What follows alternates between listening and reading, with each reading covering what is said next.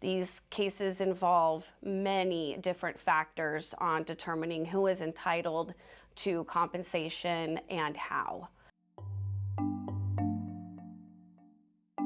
Wrongful death cases are extremely complex and complicated, and if you believe that you are a claimant that could potentially file a claim against an insurance company or an individual for a wrongful death of a partner or a family member, I encourage you to consult with an attorney immediately. A wrongful death claim involves the death of a person as a result of someone else's negligence. This can happen without the other person being charged with any crime, or they could potentially be charged with a DUI. In a case where the other person was not committing a crime, but the accident involved the death of another person because they did something wrong, then the person who was killed, their family members or their spouse would be entitled to recover compensation from the at-fault party's insurance company. If the case involves the other driver committing a crime, such as driving under the influence, that is what we would call a two-prong case.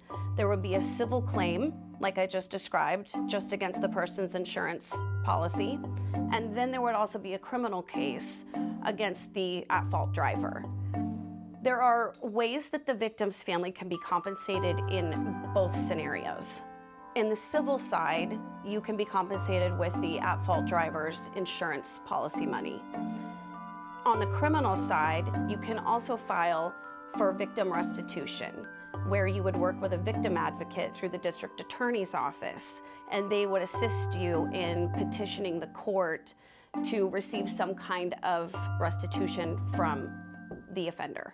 Who is entitled to compensation and how much money are they entitled to receive? Typically, the decedent, the person who died, if they are married with children, their spouse and children could make a claim against the other person's insurance company and receive compensation. If the person who died is married but does not have children, then their spouse can make a claim. If the person is not married and has no children, then their parents could make a claim and potentially their siblings could make a claim in certain situations. How much money the victim's family is entitled to is also dependent on a few factors. Number one, it's going to be capped at the insurance policy. In the state of California, a minimum policy is $15,000 per person, $30,000 per accident, which for a wrongful death case is nothing.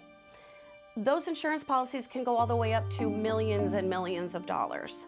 So whatever kind of policy that person is carrying who caused the accident, that's how much money you would be entitled to receive.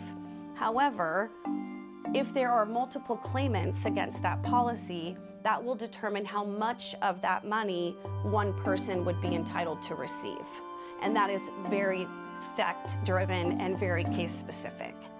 So if you believe that you have a wrongful death case or you just want to ask some more questions about these kinds of cases, I highly encourage you to consult with an attorney right away.